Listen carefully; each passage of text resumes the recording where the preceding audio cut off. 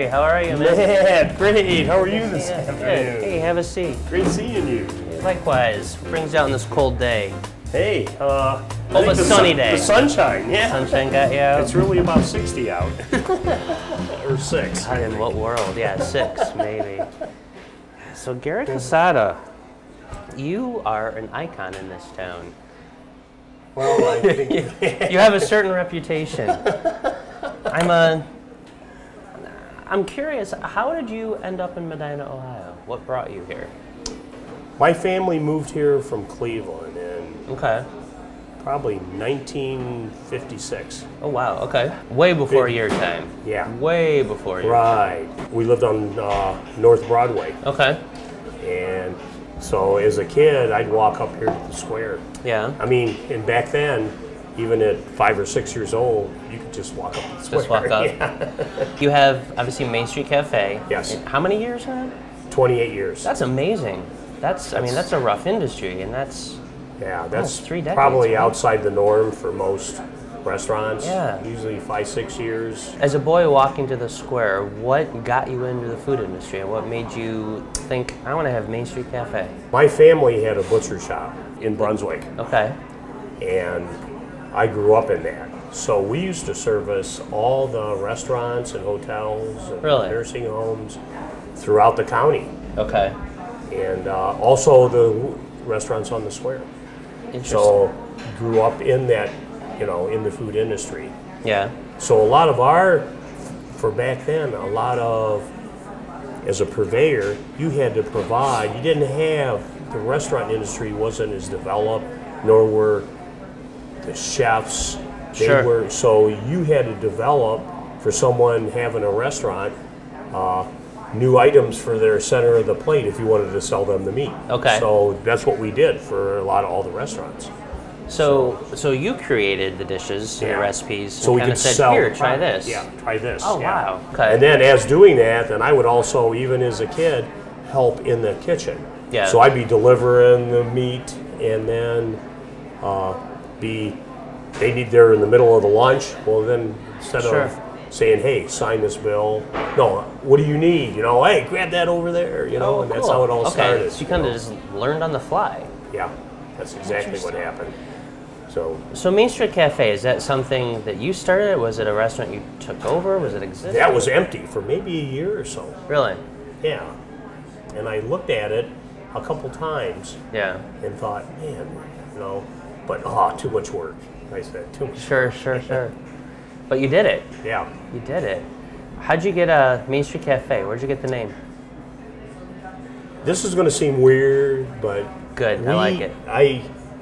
For some reason, that just rung in my head, Main Street, Okay. Main Street, Main Street. And so I named it that, and I don't know where it was coming from, and then that, and there's a lot of history there. Sure. And then I believe back before this was Court Street, it was Main Street. Okay, possibly. I don't know. I believe maybe back be. in the 1800s that Okay. this was Main Street. So I'm thinking all that history or whatever, maybe. Just kind of soaked up from walking to the Yeah, square. yeah, every and we're day. working on it. What are you going to name it? Okay. We're working on it on the inside. Yeah. Because it was about 6 months of work on the inside just to get it ready to open. The first 3 years on the job, everyone thought that I was working for you. I'd say, hey, I'm Matt from Main Street. I'm like, oh my gosh, you guys have the best steak. Like, come on, man. How has the restaurant changed? I mean, you're a butcher, you're known for the meats and the Yeah. steaks, but you've done some things in the past couple of years, taken it in a whole different direction. Right. What was the impetus behind that? I think, well, number one, you always want to migrate into something. Otherwise, if you stand still, and you could be even a steakhouse. If you just stand Sure. just a steakhouse, I think eventually, it's going to be your demise. Okay. Maybe your strength will be your demise. Because of not necessarily health reasons, but the police chief and my doctor, Yeah. they turned vegan, and it was the Esselstyn diet, and I was so enamored by that, so I started trying it at home, and I thought, gosh, I'm cooking all this food every day. Now I'm leaving cooking, and I'm cooking again a whole different food. Sure. So I decided, well, let me start trying it in the restaurant. Let's see how it worked out. Yeah. And it worked out so well. And then we started to open it up to those people that are vegan and oil-free. And it turned out real good. And we have a good following. Oh, that's incredible. Yeah. Because you went through a pretty serious transformation yourself. Yeah, just with right. healthy and Well, weight because I'm a loss. butcher. My father's rolling over in his grave, I'm sure. So another thing for which you're known, you have another iconic thing in the city is this rally in the alley. Right. Where did that come from? I feel like you kind of had this hidden backstory. Yeah. You know, Local Boy opens amazingly successful restaurant. Local Boy has one of the longest running rock shows in probably the state. How and why? Always did music at the Main Street. We've Okay. had some pretty famous people in there. Okay.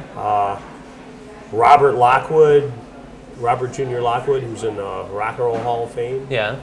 played there several times. Really? And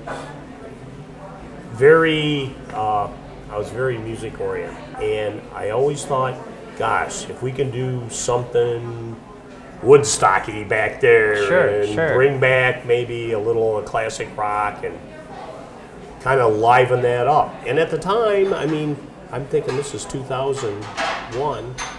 Okay. I mean, we're just sort of going in this area, and in a little bit of a tough time. You can see it sort of coming. Sure. And so it was try to, okay, let's get some activity going and draw it near the restaurant, and we were really the only one on that side at the time. Okay.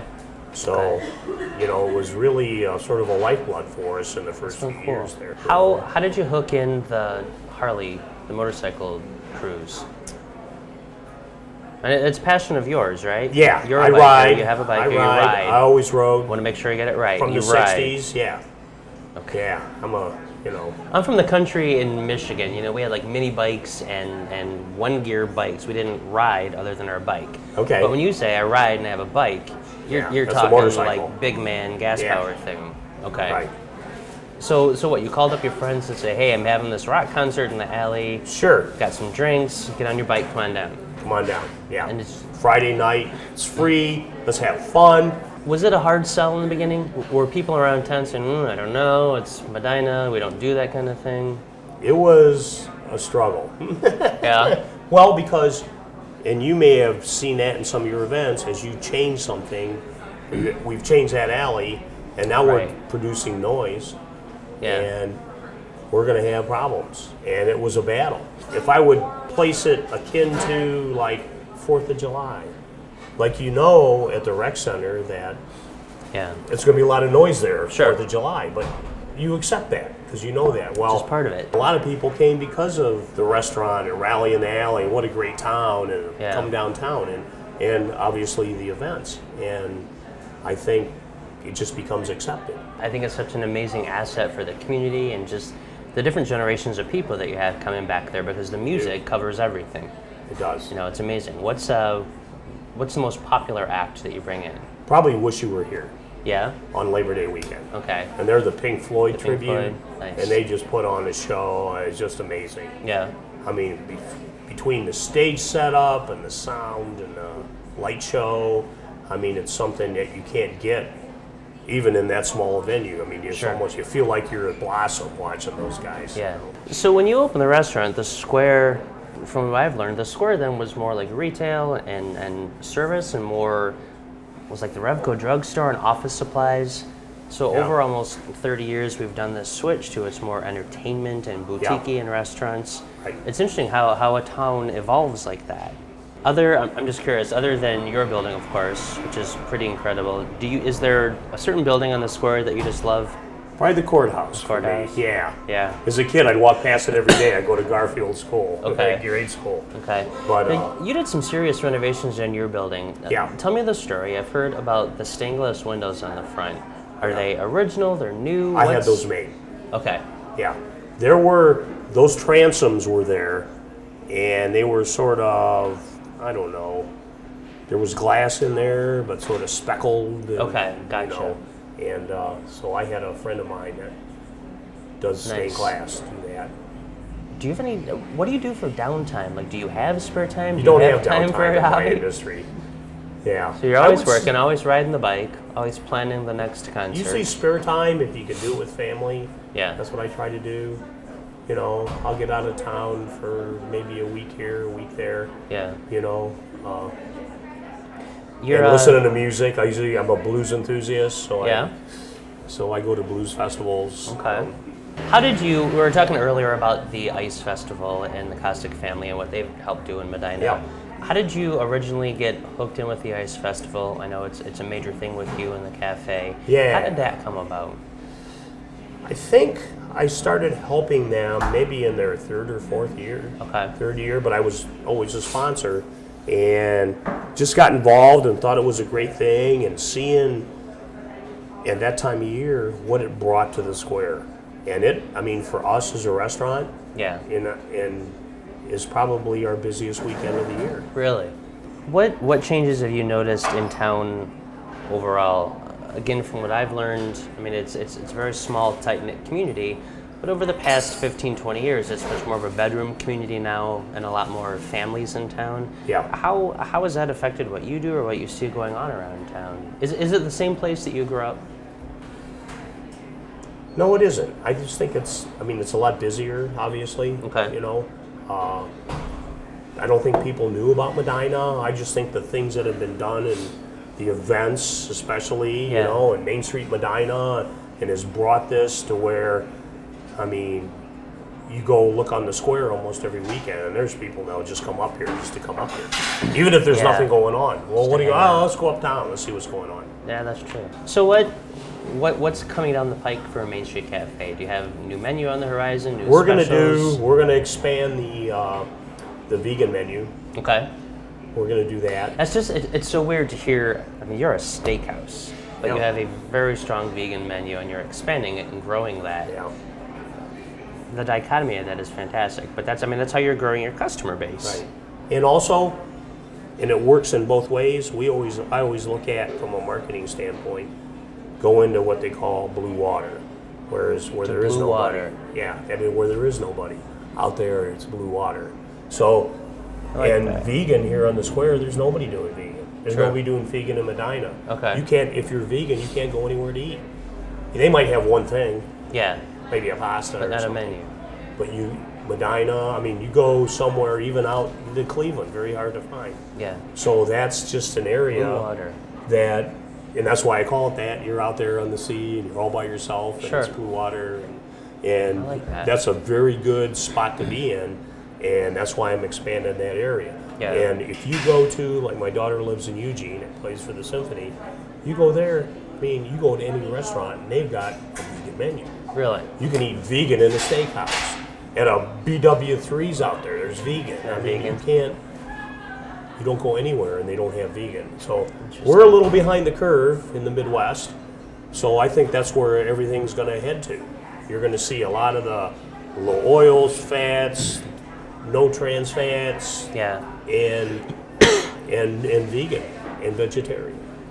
So you're totally vegan at this point? Yeah. Is that hard being a butcher and cutting the meat and Not really. no? Just get used to Until it? I get hungry. Like, if I don't eat and I'm there and I'm hungry and I see the steaks coming across the grill and they're Sure, coming out, sure. I'm going, oh, I could just eat that one. You know?